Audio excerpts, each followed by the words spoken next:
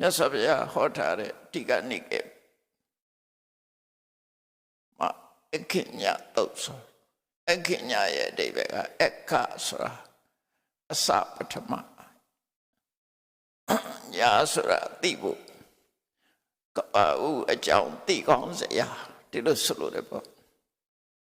ကဘာဥကျမ်းလို့လည်းပြောလို့ရတယ်ခရစ်ယာန်တွေမှာလည်းကဘာဥကျမ်းဆိုတာရှိတာပဲသူတို့မှာလည်းနော်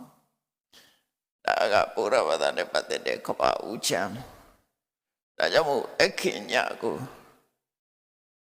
ဒီတော့ကိုဖွင့်ဆိုတဲ့အခါမှာအထက်ကရာတွေကဘယ်လိုရေးတုံးဆိုလောကုပ္ပတ္တိဝန္တကထာလို့ရေးတယ်လောကုပ္ပတ္တိဆိုဩကတလောကကြီးဖြစ်တည်လာဖို့အစဉ်ဆက်ကိုဖော်ပြတဲ့ကျမ်းပေါ့လောကုပ္ပတ္တိဆိုလောကရဲ့ဖြစ်မှုဆိုဒါအဲ့ဒီပါဠိစာပေမှာအထက်ကရာတွေသုံးထားတယ်မြတ်စွာဘုရားကတော့အခိညာလို့သုံးတယ်အခိညာဝန္တိညာဆိုအခဆိုတာဘယ်အစလာလဲဆိုတာအစပထမအစကိုဖော်ပြတာဝန္တိညာဆိုတာအမျိုးအနွယ်ပဲအသက်ဆင်းလာတဲ့ဆိုတာဖော်ပြတယ်အဲ့ဒီစကားလုံးလေးတွေကပါဠိမှာ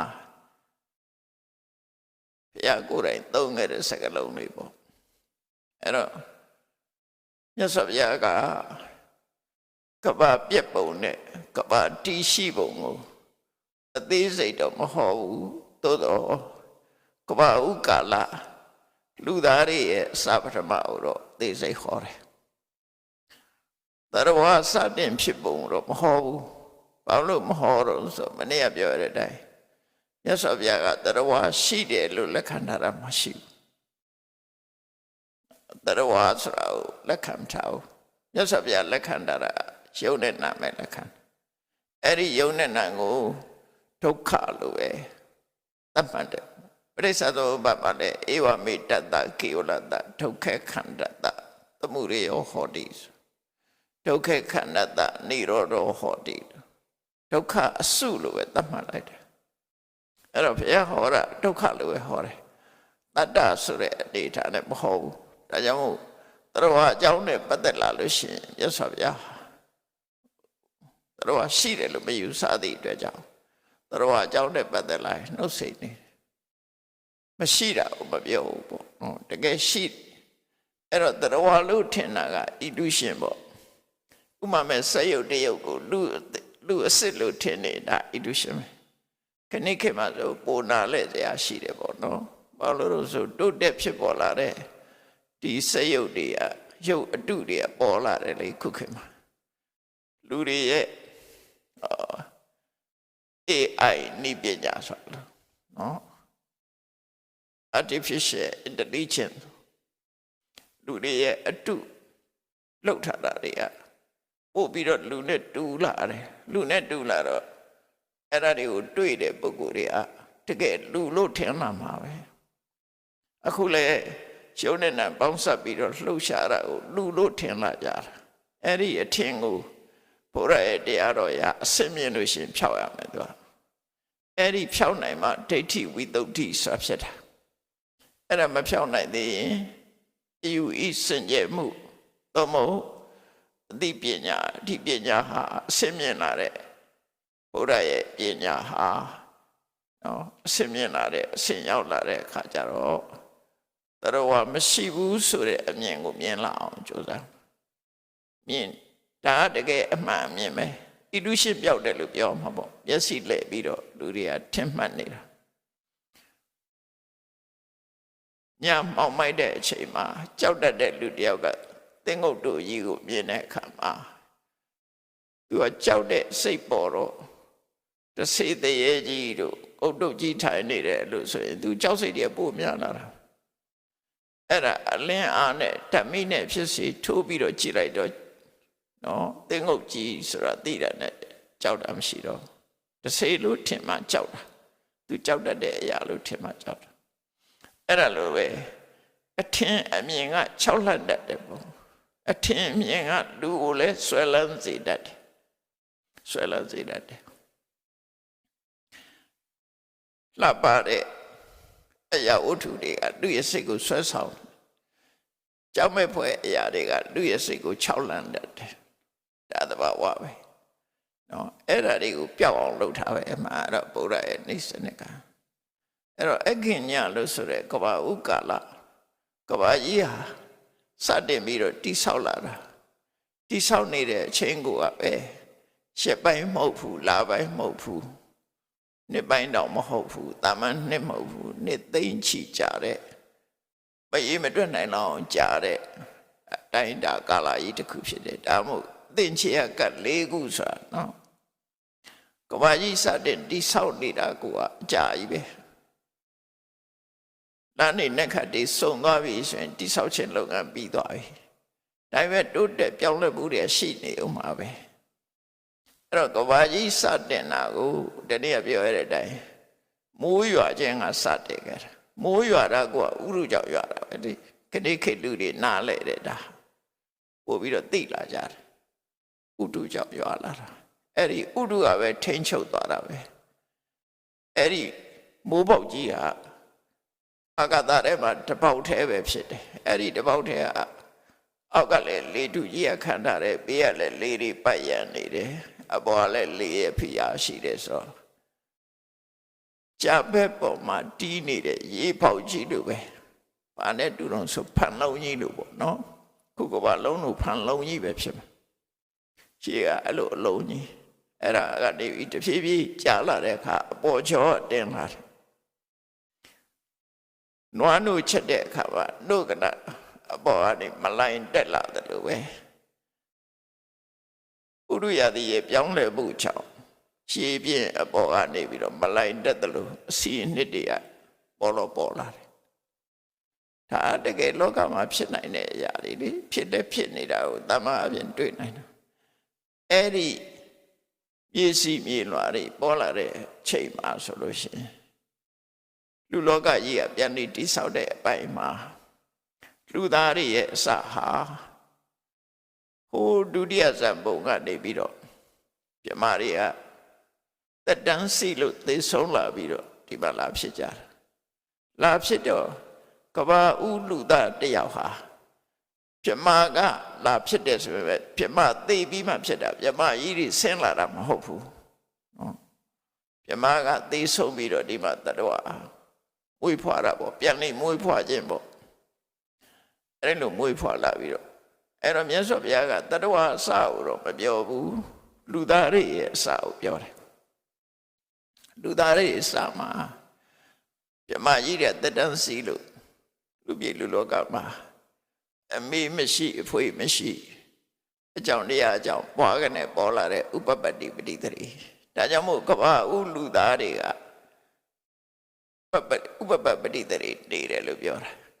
လူသားတွေမွေးဖွားနိုင်တာဒီလန်၄သွယ်ရှိတယ်ဒီလန်၄သွယ်နဲ့မွေးဖွားတယ်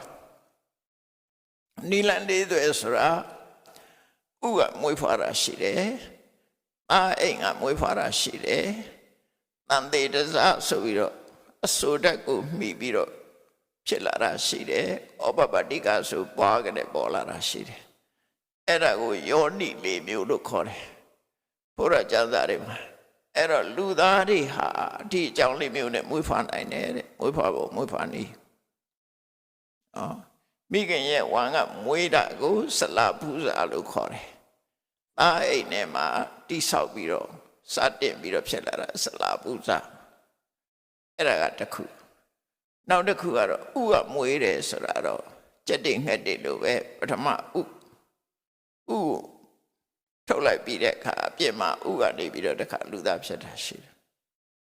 အဲ့ဒါစာပေမှာတော့ရှပါပေါ့ကွန်တတိတ်တမထေဆိုတာသူကကိနေရဥကနေပြီးတော့လူသားဖြစ်လာတယ်ဆိုတော့မှတ်တမ်းလေးတော့ရှိတယ်ဒါအန္တဇလူသားပေါ့ဆလပူဇာလူသားတော့ခဏိခေတ်မှာမွေးနေတဲ့ထုံးစံအတိုင်းပဲအဲ့ဒါပိုများတယ်အန္တဇလူသားဆိုတာအဲ့ဒီကိနေရဥကနေပြီးတော့မွေးတာရှိတယ်နောက်တစ်ခုကတော့တန်တေရဇလူသားတွေကတော့ဗုဒ္ဓခေတ်ကစိဉ္စမနဝိကာတို့ နောက်ပြီးတော့ရှေ့ပိုင်းကပထုမဒေဝီတို့နောက်ပိုင်းမှာဆိုလို့ရှိရင်အမ္ဘပါဠိတို့နောက်ပောက္ခရတတိပုံနာတို့အဲ့ဒါတွေကတန်တေတဇတွေသူတို့ကြာဘူးတယ်ပါလူဖြစ်လာကြတာသူတို့ကြာဘူးတွေကနေပြီးတော့လူဖြစ်လာကြတာအဲ့တော့တန်တေတဇနဲ့ဥပပါတိကဘာထူးတော့ဆိုရင်တန်တေတဇကလည်းဖြစ်ကြတဲ့ကသူကကိုရင်ကပြည့်ပြည့်စုံစုံနဲ့တခါတည်းဖြစ်တယ်နော်ဆလာပူဇာနဲ့အန္တဇာသားအိမ်လူစားနဲ့ဥကမွေတဲ့လူသားတွေကြတော့သူကအစင်စင်တိုးတက်ပြောင်းလဲလာတာ embryology စင်စင်တိုးတက်ပြောင်းလဲတန်သေးရဇာဆိုတာကြတော့မဟုတ်ဘူးအင်္ဂခြေလက်အပြည့်စုံသေးသေးလေးအပြည့်စုံတခါတည်းဖြစ်တယ်ပြီးတဲ့အခါမှာတဖြည်းဖြည်းကြီးထွားလာတာသူကဖြည်းကြီးထွားလာတာဩပပတိကကြတော့တဖြည်းဖြည်းကြီးတာမဟုတ်ဘူးတကယ်မွေးဖွားလာတဲ့အချိန်မှာရှိတဲ့ရှိလိုက်တဲ့အရွယ်စိုက်တိုင်းပေါ်လာတာသူကတခါတည်းတဖြည်းဖြည်းကြီးလာတာမဟုတ်အဲ့လိုကွဲပြားခြားနားမှုတွေရှိတယ်နော်အဲတန်တေရဇတွေကတေးသေးလေးပြည့်စုံအင်္ဂါခြေလက်ပြည့်စုံကနေတဖြည်းဖြည်းကြီးထွားလာတာဩပပတိကကြတော့ဘွားကနေပေါ်လာတာရှိတဲ့ရှိလိုက်တဲ့အရွယ်ကိုတခါတည်းဖြစ်လာတယ်တော့အဲ့ဒီလိုလူသားတွေဟာမွေးဖွားဖို့မွေးဖွားနေ၄မျိုးနဲ့မွေးနိုင်တယ်တဲ့ဒါကိုကပ္ပဥကာလလူသားဟာဩပပတိကလို့ဆိုတာအဲ့ဒါကြောင့်ပြမကသိလာပြီးတဲ့နောက်မှာလူပြည်လူလောကမှာဘယ်တတဝါမှမရှိသေးတဲ့အချိန်ဒီလူပြည်တိမဲ့ဩဃတလောမှာတတဝါတွေမရှိသေးတဲ့အချိန်မှာလူသားတွေအရင်ဆုံးရောက်လာတယ်လို့ပြောနိုင်တယ်ပေါ့နော်တခြားတတဝါတွေအကြောင်းတော့မြတ်စွာဘုရားမဟောဘူးဒီထဲမှာဟောမထားဘူးအဲ့တော့အဲ့ဒီခေတ္တကလူသားတွေဟာဘလောက်သူတို့ရဲ့ဘဝဟာဘလောက်ဆင်းမြင့်တယ်လဲဆိုရင်သူတို့ရဲ့ကိုယ်ကာယဟာမနှောမရတယ်ဟုတ်တယ်ပေါ့ထုတ်လုပ်တဲ့လူမရှိဘူးစိတ်နဲ့ပဲထုတ်လုပ်ထားတဲ့ဒါကိုယ်ဘွားစိတ်နဲ့ပဲထုတ်လုပ်ထားတာပိဋိပက္ခရှင်းတဲ့ဆိုတဲ့စိတ်ထဲမှာပျော်ရွှင်ချမ်းမြေ့နေတာဟာသူတို့အစာပဲစိတ်ညစ်တယ်လို့မရှိဘူးတယံဘပါ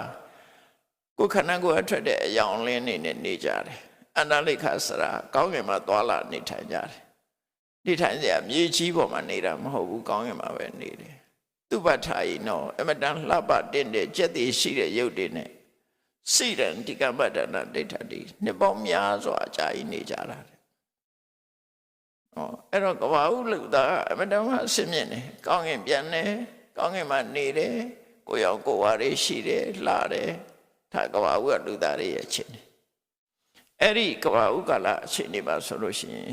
အဲ့ဒီအချိန်မှာအမှောင်ဆိုတာမရှိဘူးလောကကြီးတစ်ခုလုံးလင်းချင်းနေတာပဲဘာကြောင့်လို့ဆိုရင်တရားရရဲ့ကိုရောင်လည်းလင်းနေတာပဲနေရင်လာတွေမရှိဘူးတဲ့နက္ခတ္တရာမရှိဘူးကောင်းကင်မှာနော်နက္ခတ္တရာနေလမရှိသည့်အတွက်ကြောင့်နေညခွဲခြားတာမရှိဘူးတဲ့လာတို့ဥဒုတို့နှစ်တို့ခွဲခြားတာမရှိဘူးတဲ့အမျိုးသမအမျိုးသားအမျိုးသမီးဖိုမခွဲခြားတာမရှိဘူးတဲ့အလုံးကတပုံစံနဲ့မွေးထားတယ်တရားရကြီးပဲအကုန်လုံးနော်တတ္တလို့ပဲခေါ်တယ်အဲ့ဒီအချိန်မှာနှစ်ပေါင်းများစွာအဲ့ဒါလောက်နေလာပြီးတဲ့အချိန်မှာဘာဖြစ်လာတော့ဆိုကဘာကြီးရဲ့ပြောင်းလဲမှုကြောင့်ခုနရေပြင်ကအပေါ်ကျော်တင်ပြီးတော့ရတ္တပထဝီဆိုတာပေါ်လာတယ်ပေါ့အစီတက်ပြောမှာပေါ့ရေကြီးကနေအစီတက်လာအပေါ်ရမှာအစီတက်မလိုက်နေတက်လာတယ်အဲ့ဒီမလိုက်နေကကြည့်ရတာအစင်းရောင်ကလည်းလှပါတယ်အစင်းရောင်ကြည့်လို့ရှိရင်လည်းပဲအလွန်လှတယ်ဘာနဲ့တူတော့ဆိုထောပတ်အစင်းဆိုဝါနုနုလေးဖြစ်မှာနော်အဲ့ဒီမြေကြီးတက်လာတဲ့ဟာအယောင်ကထောပတ်အယောင်နေအနမ်းကလည်းပဲမှုကြိုင်နေတယ်နော်အနမ်းကလည်းမှုကြိုင်နေတယ်အရသာကတော့ပြားရည်လို့ချိုးနေတယ်ပြောတယ် အဲ့ဒီရတပထဝီပေါ်လာတဲ့အခါလူတွေရဲ့စိတ်နေသဘောထားတွေကပြောလာငကိုတို့ကပီတိနဲ့ပဲနေတာအစားစားဖို့မရှိဘူးသူတို့ဘာမှမစားဘူးဒီတိုင်းနဲ့ပဲဘဝမှာကျင့်တတ်နေတာနဲ့အသက်ရှင်နေကြတယ်အဲ့ဒီရတပထဝီမြင်တဲ့အခါကျတော့အဲ့ဒီမှာစူးစမ်းခြင်းနဲ့တတော်အဲ့ဒါကိုလောလစာတိကလို့ခေါ်တယ်နေရာကစူးစမ်းခြင်းတဲ့ပုဂ္ဂိုလ်တယောက်ပေါ့နော်လောလစာတိကအငြိမ့်မနေတတ်တဲ့လူပေါ့အငြိမ့်မနေတတ်တဲ့တတော်တယောက်ကဟာအယောင်လေးကလည်းလှလိုက်တာအနံ့လေးကလည်းမွေးနေတာပဲနော်အရသာဘယ်လိုများနေမလဲဆိုအရသာရှာကမှသိတာလေလှတယ်တို့အနံ့တို့ဆိုတာမျက်စိဒီလှတယ်ဆိုတာမျက်စိကကြည့်လို့ရတယ်အနံ့ကောင်းတယ်ဆိုတာလည်းနှာခေါင်းကသတရင်ပို့မယ်အရသာကြတော့သူကရှာကမှပြောနိုင်တာအဲ့ဒါနဲ့သူကစူးစမ်းညင်တော့လက်ချောင်းလေးနဲ့အသားလေးကော်ပြီးတော့ရှာပေါ်တင်ကြည့်လိုက်တယ်ချိုးတယ်ချိုးလိုက်တော့ဘာဖြစ်တော့အစားအစာဆိုလူတွေလည်းတူတူပဲလေခဏခေတ်လူတွေလည်းတူတူပဲမစားဘူးတဲ့အစားအစာစားကြည့်လိုက်ပထမမြည်ကြည့်တယ်ပေါ့နည်းနည်းမြည်ကြည့်တော့ကြိုက်သွားတယ်သူလည်းအဲ့တိုင်းပဲဒါကြိုက်သွားတယ်သူကြိုက်သွားခြင်းဒီတဏှာတက်ရောက်လာခြင်းပဲဖြစ်တယ်အဲ့တော့သူတို့ရဲ့စိတ်နဲ့သဘောထားတွေကြည့်ပြောင်းလာတာကိုကြည့်နော်ငကိုယ်တော့ကအစာအာဟာရစားတာမဟုတ်သည့်အတွက်ကြောင့်အစာနဲ့ပတ်သက်တဲ့ရတတဏှာဆိုတာမရှိဘူးအခုအဲ့ဒီလူကကောက်ပြီးတော့ရက်လိုက်တဲ့အခါပါချိုမြမြလေးဆိုတော့သူကသဘောကျတော့ကြိုက်တယ်နှစ်သက်တယ်တွေ့တာတယ်ဆိုတဲ့တဏှာပေါ်လာတယ်အဲ့တော့သူ့နမူနာကိုလိုက်ပြီးတော့ချက်တဲ့လူတွေကလည်းပဲသူရက်တယ်လို့ရက်ချီကြတယ်ကိုလူကလာရက်ချီဒီလူကလာရက်ချီရက်တဲ့လူတွေကလည်းကြိုက်တယ်ဒါသဘောကျအဲ့တော့တယောက်တည်းမဟုတ်ဘူးလူတိုင်းဟာကြိုက်တယ်နှစ်သက်တယ်တွေ့တာတယ်ဆိုတဲ့တဏှာတွေကရင်ထဲရောက်လာတယ်အဲ့ဒါဆွေးဖို့အကြောင်းတစ်ခုပဲနော်ဒါလောက်ကလေးနဲ့ခဏခေတ်တော့ဘာမှမဖြစ်ဘူးလို့ပြောနိုင်တယ်အဲ့ဒီခေတ်ကလူတွေကအဲ့ဒီလောက်ကိုကြီးမားတဲ့သဘောထားပဲနော်ဘာနဲ့ဥပမာတူတုံးဆိုလို့ရှိရင်ဒီအမုံမွားလေးဆိုတော့အမုံမွားလေးတခုလက်ဖွားထဲမှာထက်ပုတ်မယ်ဆိုရင်ဘာမှမဖြစ်ဘူးနော်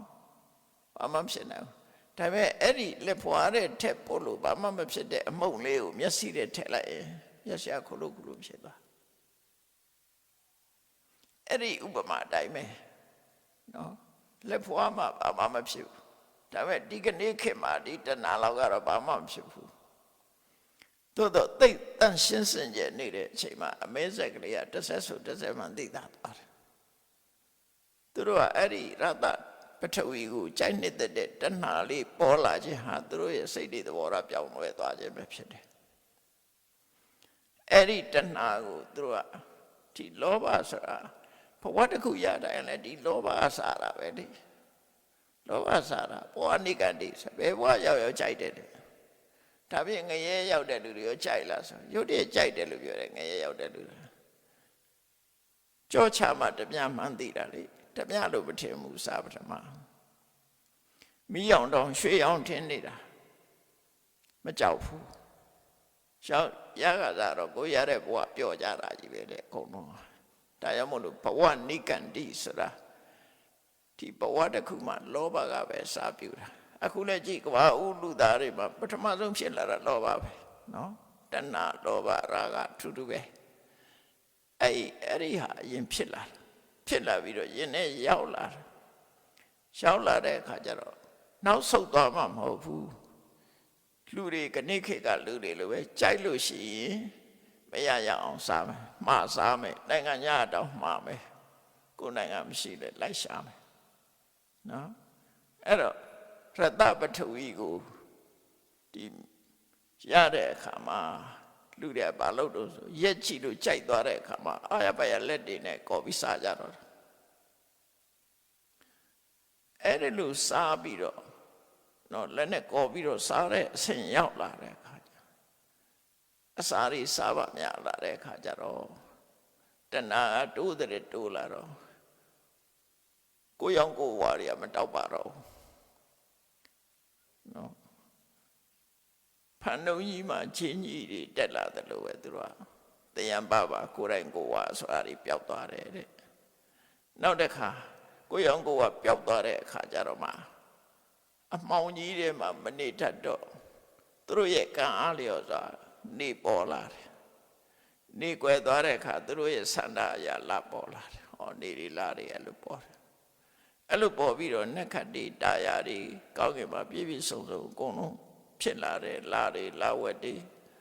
နောက်ဥဒုတွေနှစ်တွေအဲ့ဒါတွေအကုန်ပေါ်လာပြီးတော့လောကကြီးတစ်ခုကပြန်ပြီးစတင်တဲ့အဆင့်ရောက်သွားတယ်ဒါလည်းဟိုပြောရတာမြန်နာ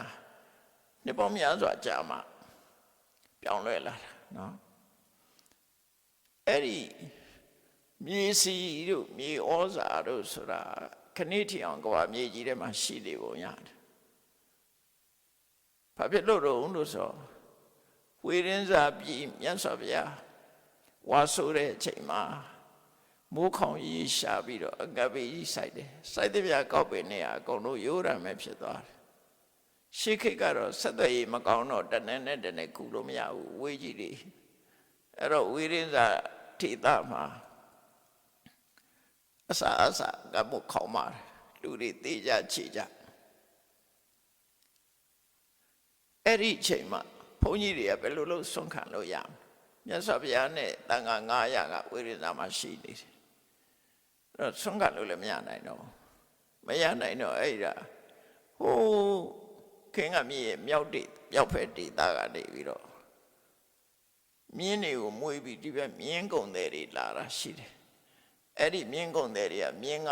900စားဖို့ဆိုပြီးတော့ခြုံတွေကိုပြုတ်ထားပြီးတော့အဲ့မြင်းစာအဖြစ်ယူလာတဲ့ခြုံတွေရှဟန်တွေကအဲ့ဒီမြင်းဝိုင်းခေါ်တာပေါ့လေရောင်းမဲ့မြင်းတွေနဲ့စခန်းချတာတဲ့နေရာသွားပြီးတော့ဆွမ်းခံကြတော့အဲ့ခြုံလေးတွေပေးတယ်မြင်းစာခြုံတွေကိုလောင်းထည့်ပေးလိုက်တယ်လှူကြတယ်သူတို့ကတရားရှိတဲ့လူဆိုတော့အဲ့လိုလှူတော့တဝါတွင်လုံးအဲ့ဒီမြင်းစာခြုံပဲစားကြတယ်ရနေအဲ့ဒီအချိန်မှာရှင်မောကလန်ကစဉ်းစားတယ်ဆုံးခံလို့လည်းမရဘူးအစားအစာမတမရှာပါတယ်ဝါတွင်ကလာကြီးဆိုတော့ခီးသွားဖို့လည်းခက်တယ်3နာရီတောင်နေရမှာအဲ့တော့ဒီကိုယ်တော်တွေဆင်းရဲတာမကြည့်နိုင်တော့ဖျားစီသွားတယ်သူစိတ်ကူကပါတော့သူကတကူရှင်ဆိုတကူနဲ့ပဲစဉ်းစားရှင်ပြတဲ့အခုကအစားတော့တွေခဲရင်နေတယ်တဲ့ရှာနေရဆုံးခံစားလို့လည်းမလွယ်ဘူးတဲ့အဲ့တော့ဒီကဘာမြေကြီးအောင်မှာမြေဩဇာမြေစီမြေလွှာမြေဩဇာတွေရှိနေပါတယ်တဲ့နော်အခုဒီအချိုးတက်တွေကဘာဥက္ကလာမှာပေါ်တယ်ရတပထဝီတွေအောက်မှာရှိနေသေးတယ်အဲ့ဒါတွေကိုတပည့်တော့ထုတ်ပြီးတော့ကိုတော်တွေကိုကျွေးကျင်တယ်ပေါ့အဲ့ဒါတွေသူဆန္ဒအဲ့လို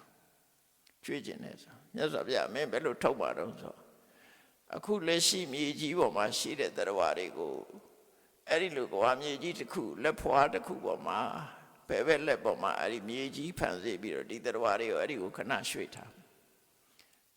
ပြီးတော့ညာဘက်လက်နဲ့မြေကြီးကိုပြောင်းပြန်လှန်လိုက်မယ်ဆိုရင်အောက်ခြေမှာအဲ့ဒီမြေဩဇာတွေရှိတယ်ပေါ့အဲ့ဒါတွေယူပြီးကျွေးမယ်ဆိုအဲ့ဒါမဆိုးစာနာရိတ်ခါအတွက်တော့ဒါဖူးလုံတော့မယ်နော်မြေကြီးအောင်မှရှိနေသေးတယ်ကမ္ဘာစာနာရိတ်ခါအဖွဲ့ကိုတရင်ပေးထားမြေစီတွေရှိနေသေးတယ်ဆိုတာသိချရတယ်ပေါ့မြေစီမြေဩဇာတွေရှိနေအဲ့လိုလုပ်မဲ့ဆိုတော့မြတ်စွာဘုရားကမလုပ်ချင်ပါနဲ့ပေါ့ကလားတဲ့လူတွေဟာတောင်းကြလို့ရှိရင်ဟိုအယူစားတွေတွဲမှာကောမှာလိမ့်မယ်မလုပ်ပါနဲ့ဘာဖြစ်လို့တော့ဆိုတော့မြတ်စွာဘုရားရှင်မောကလန်တို့တကူရှိတဲ့ပုဂ္ဂိုလ်တွေကလုံနိုင်တော့လေနောက်တစ်ခေတ်ကျရင်တကူမရှိဘူးဆိုရင်မလုံနိုင်ရင်လူတွေကပြစ်မှားလိမ့်မယ်တဲ့အလကားပါတဲ့ခေတ်ဖို့ကြီးတွေဘာမှမစွမ်းတော့ဟိုရှင်မောကလန်တို့လိုမတတ်ဘူးဆိုပြီးတော့လူတွေကဒီတကူမရှိတဲ့သူတော်ကောင်းတွေကိုပြစ်မှားမိလိမ့်မယ်တဲ့ဒါကြောင့်မလုံချင်ပါနဲ့နောက်တစ်ခုထပ်တောင်းသေးတယ်ရှင်ပြအဲ့လိုဆိုလို့ရှိရင်မြောက်ကျွန်းကိုဆွမ်းခံမှုဥဒ္ဒရကုရုဆိုတဲ့မြောက်ကျွန်းဘက်ကိုဆွမ်းခံမှုပြီးတော့လုပ်ပြီးတကူရှိတဲ့ကိုယ်တော်ဖြစ်စေမရှိတဲ့ကိုယ်တော်ဖြစ်စေ မြေကျောကိုရှုံးလိုက်လို့ရှိရင်ဒီကိုယ်နေရာကျောင်းနာမြောက်ကျောင်းကရောက်လာတဲ့အခါမြေကျောပြန်ဆန်းလိုက်မြောက်ကျောင်းရောက်သွားပြီဒီကိုပြန်ကျင်တဲ့အချိန်ကျတော့လည်းဒီဘက်တက်လိုက်အောင်အဲ့ဒီပုံစံနဲ့သူကလှုပ်ပေးမယ်ပြောဖခင်မလှုပ်ပါနဲ့ဒါတွေ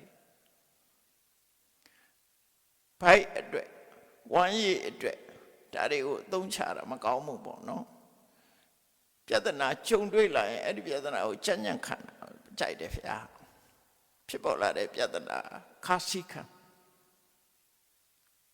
ဆိုလိုတာဘလောက်ခဏရှိတဲ့လူတွေမှာသူတို့ကောင်းတယ်အဲ့ဒါတွေကိုကြည့်မယ်ဆိုရင်ဒီကဘာဦးကမြေစီတွေအဲ့ဒီမှာရှိနေသေးတယ်လို့ဆိုနိုင်တယ်ပေါ့နော်အဲ့ဒီမှာဒီမြေစီကိုစားပြီးတော့တရားတွေဟာနှစ်ပေါင်းအကြာကြီးမြေစီစွာစားပြီးတော့လူတွေအကြာကြီးနေခဲ့ကြတယ်ဘယ်လောက်ထိအောင်ကြာလာတော့ဆိုခုနနေတွေလာတွေပေါ်လို့ကဘာကြီးတိဆောက်ပြီးတဲ့အချိန်မှာသူတို့ဒါတွေပဲစားနေကြတယ်သူတို့ကိုယ်ရောက်နေရလဲပျောက်သွားပြီသို့တော့ဒီသူတို့ရဲ့အစာဟာရတပထဝီဆိုတဲ့မြေစီမြေကိုစားပြီးတော့နေတော့တဖြည်းဖြည်းအဲ့ဒါတွေစားရပါများတဲ့အခါကျတော့တဲ့သူတို့ရဲ့ခန္ဓာကိုယ်ကနည်းနည်းအရင်တော့လေနုနုညံ့ညံ့ကလေးကနည်းနည်းကြမ်းလာတယ်နော်ခန္ဓာကိုယ်ကြမ်းလာတဲ့အခါကျတော့အယောင်စင်းနေတယ်ပြောင်းလာတယ်နည်းနည်းအရင်တော့လို့တောက်ပမနေတော့ဘူးကိုယ့်ရောက်ကိုယ်ရတောက်ပနေတာမဟုတ်တော့ဘူးစာကြမ်းနေစာသည့်အတွက်ကြောင့်သူဖြစ်လာတယ်အဲ့တော့ဘာဖြစ်လာတော့ဆိုလှသူနဲ့မလှသူကွဲလာတဲ့အချိန်မှာစပြီးတော့လှသူမလှသူကွဲလာတယ်ကွဲလာတာသူကသူကွဲရုံနဲ့မဟုတ်ဘူးလှတဲ့လူကနော်မလှတဲ့လူတွေကိုအထင်သေးတာတွေဖြစ်လာတယ်မယမေတိဟိဝန္ဒတရာအမေဟိတိဒုဗ္ဗနာတရာတဲ့လှတဲ့လူကလည်းငါကသူ့တဲ့လှတယ်မလှတဲ့လူကလည်းငါကတော့သူ့တဲ့ရုပ်ဆိုတယ်လူချင်းမှာခွဲခြားတဲ့အမြင်တွေပေါ်လာတယ်အဲ့ဒီခွဲခြားမြင်လာတဲ့အမြင်ဟာကိုယ့်ရဲ့ဘဝအခြေအနေတစ်ခုပေါ်မှာအထင်ရောက်တဲ့မာနလို့ခေါ်တယ်အဲ့ဒါခုနတဏှာပြီးတဲ့အခါမာနထပ်ဝင်လာတယ်လှသူကမလှသူတွေကိုထင်သေးလာတယ်မလှသူတွေလေအစိတ်တကြလာတယ်ပုံမှန်မဟုတ်တော့အစင်တန်းချင်းအဲ့လိုပြောင်းလဲမှုတွေဖြစ်လာတယ်အဲ့ဒီမှာစာပေရပါဆိုတော့ဆိုဝဏ္ဏတိမာနပစ္စယပူလှတယ်လို့အထင်ရောက်လို့မာနတိမာနစာတိကမနရတက်တာလူတွေကကိုအထင်နေချီကြည့်လာတယ်ငါလှတယ်သူတွေလှတယ်အထင်ချီကြည့်လာတဲ့အခါကျတော့ခုနကနှစ်ပေါင်းများစွာစားလာတဲ့မြေစီမြေလွာတွေကကုန်ခန်းသွားတယ်ပျောက်ကွယ်သွားဗျာအစားတစ်ခုပျောက်သွားပြန်ပြီအဲ့ဒါမာနကြောင့်ပျောက်တာနော်မာနကြောင့်ပျောက်သွားတာခုနကိုယ်ရောင်ကိုယ်ဟာပျောက်တာတော့တဏှာကြောင့်ပျောက်သွားတာအခုမာနကြောင့်မို့လို့ပျောက်သွားပြီပျောက်သွားတဲ့အခါကျတော့လူတွေဟာစုံစည်းပြီးတော့ညှိတွားကြတယ်တဲ့ဟောရတံအရသာရှိလိုက်တာဒီအရသာရှိတာလေးအခုမတွေ့ရတော့ဘူးပျောက်သွားပြီအောက်မေ့လိုက်တာဆိုညှိလိုက်ရတယ်ရတ္တပထဝီကိုမျောပြီးတော့တန်တာနေချတယ်ညှိငွေ့ကြတယ်ဒါကြောင့်မို့လို့ခုခေတ်လူတွေလည်းအရသာရှိလေးတွေ့လိုက်လို့ရှိရင်ဟောရတံကောင်းလိုက်တာအရသာရှိလိုက်တာကောင်းလိုက်တာအရသာရှိလိုက်တာဆိုတာပြန်ပြီးတော့လွမ်းတာတဲ့စကားကိုဆိုကြတယ်ခုကလူကြီးတွေလည်းပြောကြတယ်လေဒုငယ်တော့ကတော့တဲ့ဘာသာရတာရှိတယ်ပေါ့အခုမြတ်ဘာသာလိုက်မှရတာမရှိဘူးပေါ့ဒုငယ်တော့စီးသည်ဆိုလဲချိုမချိုမင်္ဂလာသည်ဆိုလဲကောင်းမကောင်းအခုခေတ်မင်္ဂလာသည်တွေမကောင်းပါဘူးလို့ပြောနော်ခေတ်ပြောင်းလာတော့အသီးနှံကလည်းပြောင်းတာမဟုတ်ကိုရှာကလည်းပြောင်းသွားပြီငယ်တော့ရှာမဟုတ်တော့အရသာအသိမရတော့နော်ဆုပ်ယုပ်မှုတွေအဲ့လိုလာတာမြေစီးမြေလွာမြေဩဇာတွေကျသွားတဲ့အခါမှာလည်းသီးနှံရဲ့ဒီအာဟာရလည်းရော့ကျတာပဲလေဒါကြောင့်မို့ ဖရာတွေပွင့်တဲ့အခါမှာကောရမဖရာလက်ထက်မှာပွင့်တဲ့သီးနှံစားရတဲ့အစာအာဟာရတတိသိရွယ်ကသဗ္ဗဖရာလက်ထက်ကစိုက်လို့ပြိုးလို့ရတဲ့စားရတဲ့တတိသိနှံသိရွယ်မတူဘူးဘာကြောင့်မတူတာတော့ဆိုခုနအဲ့ဒီမြေစီမြေလွာတွေကဆုပ်ယုတ်သွားတယ်ရှေ့ပိုင်းကကသဗ္ဗဖရာလက်ထက်ကစိုက်ပျိုးထားတဲ့သီးနှံတွေကလူရဲ့ခန္ဓာကိုယ် maintenance လုပ်တာ sustain လုပ်တာဟာနှစ်ပေါင်းများစွာလုပ်နေအနှစ်2000ထိအောင်လူတွေရဲ့ခန္ဓာကိုယ်ထိန်းထားတယ်မအိုးဘူးအဲ့လောက်ထိအောင်မအိုးတော့ဘူးမသေးဘူးလူရဲ့ခန္ဓာကိုယ်ကနုပြုတ်နေအောင်ထိန်းထားနိုင်တယ်အခုကောရမဘုရားလက်ထက်ရောက်တဲ့အခါကျတော့မြေစီမြေလွာတွေကလည်းဆုတ်သွားပြီအဲ့ဒီပေါ်မှာစိုက်ပျိုးတဲ့တိနှံတွေရဲ့ဩဇာတက်ကလည်းညံ့သွားပြီညံ့သွားတဲ့အခါကျဒါစားရဟာအနှစ်30 50 60နော်80လောက်ဆိုမရှိတော့60လောက်ဆိုအိုးကုန်ညာမထိန်နိုင်ဘူးဒီအာဟာရတက်ကမထိန်နိုင်တော့သိပြီတော့အဲ့ဒါလို့ဆိုလေတတန်ရှေ့ခြင်းတို့ခြင်းဟာအဲ့ဒီဥဒုနဲ့အာဟာရနဲ့ဆိုင်တယ်တဲ့ဥဒုပေါ်မိပြီးတော့ဖြစ်လာတဲ့မြေကြီးအဲ့ဒီပေါ်မှာအမိဖြစ်တဲ့သီးနှံတွေရဲ့အစီဩဇာအဲ့ဒါကွာခြားတယ်နော်တခြားနည်းလည်းပဲကွာခြားမှာမနေ့ကတောင်ပြောကြသေးတယ်ကြားလိုက်သေးတယ်ရှန်ကုန်မှာစိုက်တဲ့သီးနှံနဲ့ပြင်ဦးလည်းဟာသီးနှံမတူဘူးဆိုတာနော်တရားနေရာဒေသလိုက်ပြီးတော့ကွဲပြားခြားနားမှုရှိဒါရှိနိုင်တယ်လေရှိနိုင်တယ်ဒေသလိုက်ပြီးကွဲပြားခြားနားမှုတွေရှိတယ်ဘယ်အထွက်တဲ့သီးနှံပိုကောင်းတယ်ဆိုကြားဘူးတာတော့မုံညင်းတို့ဘာလို့ဆိုလို့ရှိရင်ဘိန်းကင်နာကမုံညင်းရဲ့ပိုကောင်းတယ်လို့ကြားတယ်ဘိန်းဆိုင်တဲ့နာမှာဆိုင်တဲ့မုံညင်းတွေကပိုကောင်းတယ်တဲ့ရတာရှိလက်ဖက်တောင်မှပဲတတောင်နဲ့တတောင်တနဲ့နဲ့တနဲ့လက်ဖက်ရတာချင်းမတူဘူးကွဲပြားခြားနာတယ်ဒါတွေကဖြစ်နိုင်တဲ့အရာတွေကြီးပဲပေါ့နော်အဲ့တော့ရတပထဝီပျောက်ကွယ်ရခြင်းအကြောင်းကဘာကြောင့်လဲဆိုတော့လူတွေဟာတူတူထင်သေးခြင်းကိုထင်ကြီးခြင်းဘဝမြင်ခြင်းထင်သေးခြင်းဆိုတဲ့မာနတရားတွေယင်ထဲမှာရောက်လာတယ်အဲ့ဒီရောက်လာသည့်အတွက်ကြောင့်အဲ့ဒီအကုသိုလ်ကြောင့်ရောကြတာဆုပ်ယုတ်တဲ့မှန်သမျှအကုသိုလ်နဲ့ဆိုင်တယ်ပထမတုန်းကကိုရောင်ကိုဝါရီပျောက်သွားတာကတဏှာ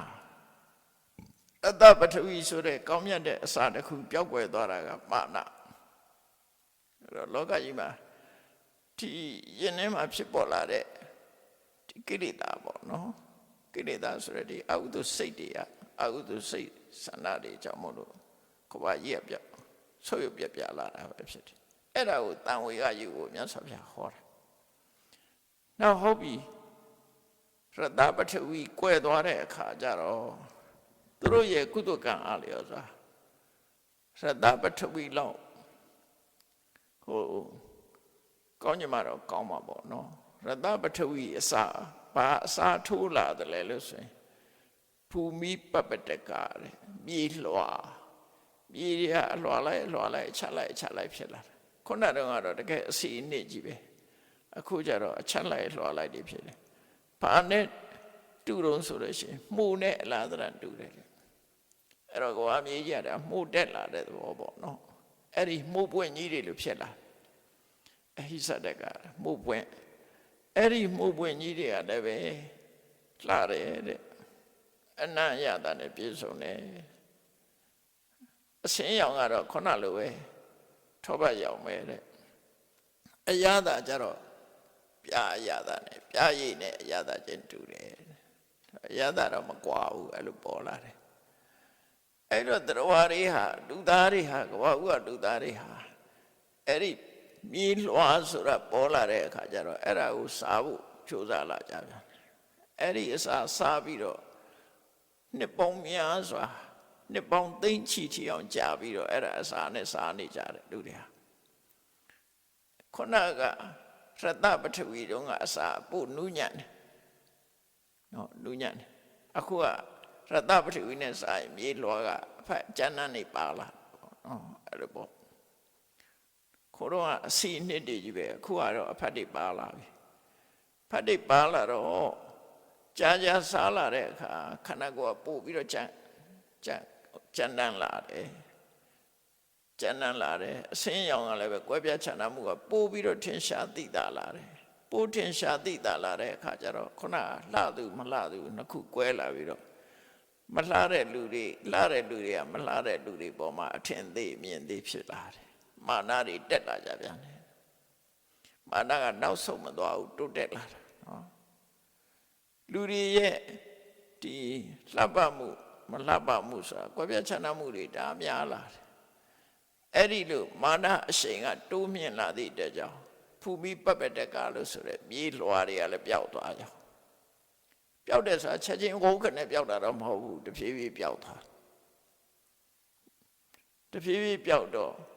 ဘာပေါ်လာတော့ဆိုပတာလတာမြေနွယ်ဆိုပေါ်လာတယ်ဘာနဲ့တူတော့ဆိုကွန်းနွယ်နဲ့တူတယ်ခုနကတော့ကမှုတွေလို့ဟာမျိုးတွေဖြစ်တာအခုကကြတော့နွယ်ပင်နေလို့ဖြစ်လာပြန်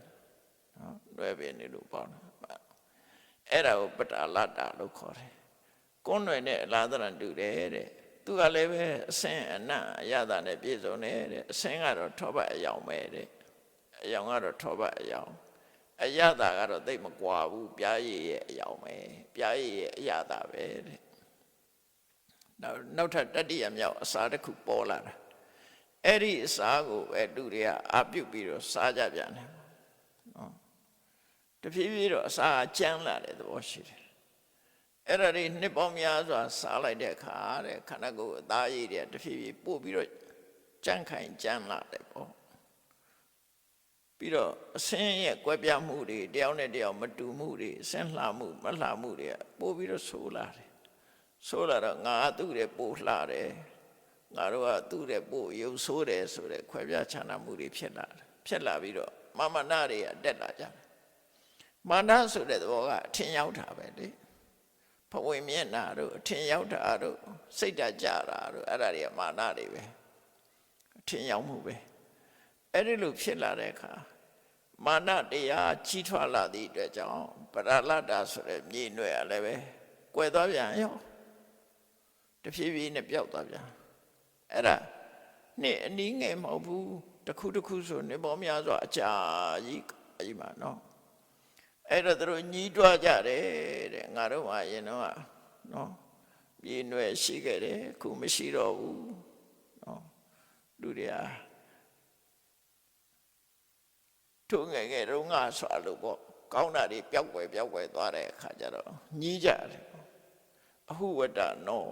အဟောတိအဟာတိဝတ္တနောငါတို့ဒါတွေရှိခဲ့တယ်တို့ငယ်ငယ်တုန်းကဆိုပြီးတော့ပြောတာအခုကျတော့မရှိတော့ဘူးပျောက်သွားတဲ့အပေါ်မှာပြန်ပြီးတော့ညီးတွားပြောဆိုကြတယ်တဲ့အဲ့ဒီလိုကဘာကြီးမှာအစာအာဟာရတွေကတဖြည်းဖြည်းပြောင်းလဲပြီးတော့လာတယ်နှစ်ပေါင်းများစွာကြာတဲ့အခါကျတော့အဲ့မြေပေါ်ပေါက်တဲ့ຫນွေကြီးကလည်းပျောက်သွားပြန်သူပျောက်သွားတော့ဘာဖြစ်လာတော့ဆိုတော့ထင်းနဲ့ချက်เสียမလို့တဲ့အပင်ကနေခူးစားရတဲ့စပါးမျိုးပေါ်လာတယ်နော်ချက်เสียမလို့အပင်ကနေခူးပြီးစားလို့ရတယ်ဟာပေါ့အကတ္ထဘာကောတာလိတလေးစပါးချက်နေเสียမလို့ဘူးအပင်ကနေခူးဆွပြီးတော့စားလို့ရတယ်အကနောအပေါ်ကနေအခွန်ကြမ်းမပါဘူးသူကအဆန်တိုင်းပဲအခွန်ကြမ်းမပါဘူးအထုတော့ဖွဲမပါဘူးတုတ်တော့စင်ကြယ်တယ်သူကတော့အနံ့ကလည်းကောင်းတယ်တန်တုလဖလောစဘာတိတာအခုခေတ်စဘာဆိုတာအခွန်နဲ့လာတာလေစဘာကြတော့အခွန်သူကြတော့တန်တုလဖလောတဲ့စံသည်အစားရအဆန်ပဲအခွန်မပါဘူးအခွန်မပါတဲ့ဆံပေါ့နော်အဲ့တော့အခွန်မစားလို့ရတယ်ပေါ့သူကအခွန်ပါလေးဖြစ်ဖို့ရတယ်နော်ခွာကြီးအခွန်နေကျန်းလာတာလေခွန်နေကျန်းတော့မွားနိုင်တော့အဲ့တော့သူကြတော့တန်တုလဖလောစဘာဆန်းအစီတိုင်းပဲဆန်းတိုင်းပဲနော်စဘာအစင်မဟုတ်ပဲနဲ့ဆန်းစီတိုင်းပဲတီးလာတယ်အဲ့ဒီဆန်းသီးတွေဆန်းနေကို ကိုဘာလို့တုံးဆိုလူတွေကရှမ်းတန်သာယံသာယမတာယအာဟာရန္တိနော်ပါတော့တန်ဟောတိဝဏံပတိဝိရုံလံညနေစားလို့ရှိရင်အဲ့ဒီအပင်ကနေပြီးတော့ဆန်းစီလေးကိုဖြုတ်ယူလိုက်ပြီးတော့ညနေစားလိုက်ကြတယ်မနဲ့သွားကြည့်တော့အဲ့ဒါတွေပြန်ပြီးတော့ဖြည့်ထားနော်အဲ့အသီးလေးတွေကပြန်ပြည့်နေတယ်ညနေမနဲ့ကြတော့သွားကြည့်ပြန်ပြီးတော့ပေါက်နေတယ်ပြန်ပြီးတော့ဖြည့်ထားတယ်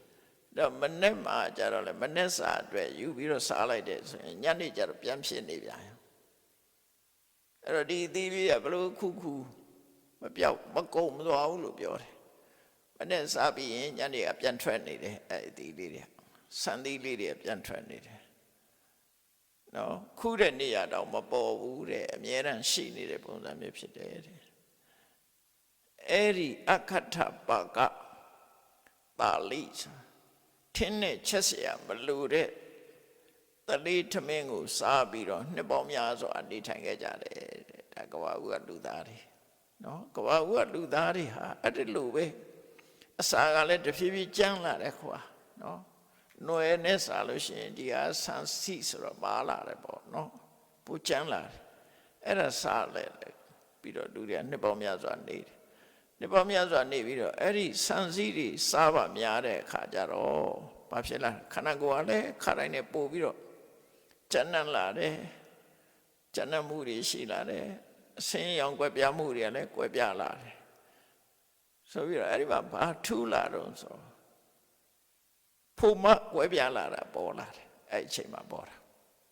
နော်အဲ့ဒီဆန်းစားရအနေစပြီးတော့ပေါ်လာတယ်အတိတ်ဘဝတုန်းကအမျိုးသမီးဘဝမှာဖြစ်ခဲ့တဲ့ပုဂ္ဂိုလ်တွေကအမျိုးသမီးပြန်ဖြစ်သွားမျိုးသမီးပုံစံဖြစ်လာတယ်အမျိုးသားဖြစ်မဲ့ပုဂ္ဂိုလ်ကအမျိုးသားရဲ့အမှတ်သားတွေပြန်ပေါ်လာတယ်တော့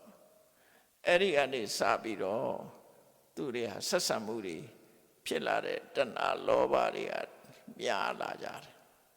များလာတဲ့အခါကျတော့ပေါင်းတဲ့ဆက်ဆံမှုတွေအဲ့ဒီအချိန်မှာဖြစ်ကုန်ကြ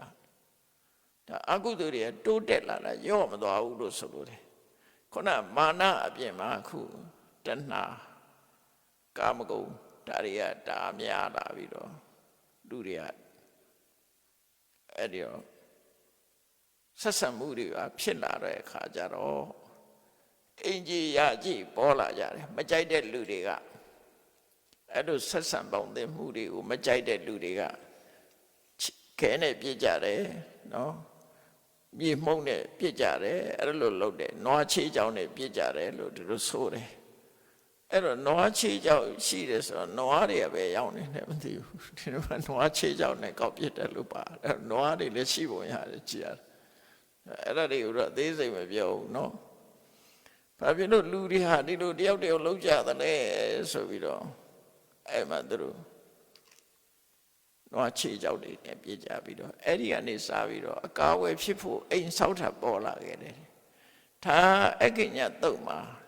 နော်ညမပြန်နေရှိတယ်ဖတ်ကြည့်ကြလို့ရှင်အက္ခညတုတ်ဆိုတာကိုဖတ်ကြည့်အက္ခညတုတ်ကဘာဦးကလူသားတွေ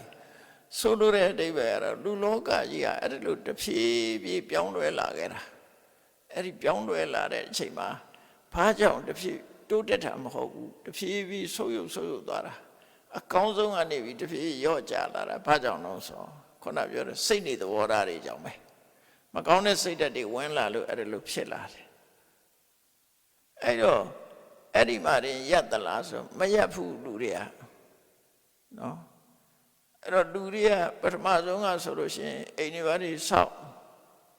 အဲ့ဒီနဲ့တို့ဆက်ဆံမှုတွေဖြစ်လာတယ်အဲ့ဒီမှာဘာပေါ်လာတော့ဆိုရှင်းတော့ကတော့အစာစားပြီးစားခြင်းပြီးဆိုတော့မှခုနကဆန်သီးကိုသွားပြီးတော့ယူပြီးတော့စားလိုက်ကြတာအဲ့နာမှာပဲစားတယ်ငှက်တွေလိုပဲအစာစားပြီးဆိုမှသွားစားလိုက်တယ်အဲ့ဒီမဲ့ခဏခဏသွားရမှပြင်းတဲ့လူတယောက်ကပါလို့တုံးဆိုနော်ခါတိုင်းကသူကမနေ့စားဆိုမနေ့သွားစားတယ်ညစားဆိုညသွားစားတယ်သူကမဟုတ်တော့ဘူးမနေ့စားညစားတခါတည်းခုအိမ်ယူသွားတယ်အိမ်ကြီးရှိလာပြီကိုအိမ်ကြီးရှိလာတော့အိမ်တယ်သွားတယ် မနေ့စာရောညစာရောအကုန်လုံးပေါင်းပြီးတော့စားတာဖြစ်တော့ကျန်တဲ့လူတွေကသူ့ခေါ်ကြတယ်ပေါ့ထမင်းစားချိန်ကြရင်သွားကြစို့သွားစားကြအောင်ဆိုငါသွားစရာမလိုငါမနေ့စာညစာတစ်ခါလှုပ်ထားတယ်အဲ့ဒါသူ့နီးကိုတော့ကြပြီးတော့သူ့နောက်လိုက်လှုပ်ကြတဲ့အခါကျတော့တခါတည်းနဲ့နှစ်ရက်စာလှုပ်လာကြတယ်ကျန်တဲ့လူကလည်းနှစ်ရက်စာငါလည်းနှစ်ရက်စာနှစ်ချိန်စာပေါ့လေမနေ့စာညစာတခါတည်းယူထားလိုက်အဲ့ဒီလူတွေမနေ့စာညစာပေါင်းပြီးတော့သူ့သိမ့်မှုသိမ့်ဆဲမှုတွေဖြစ်လာတယ်အဲ့ဒီကနေတခါတိုးပြီးတော့တရက်ကနေနှစ်ရက်စာယူသွားတယ်နှစ်ရက်စာနေသူ့နောက်လိုက်ပြီးတော့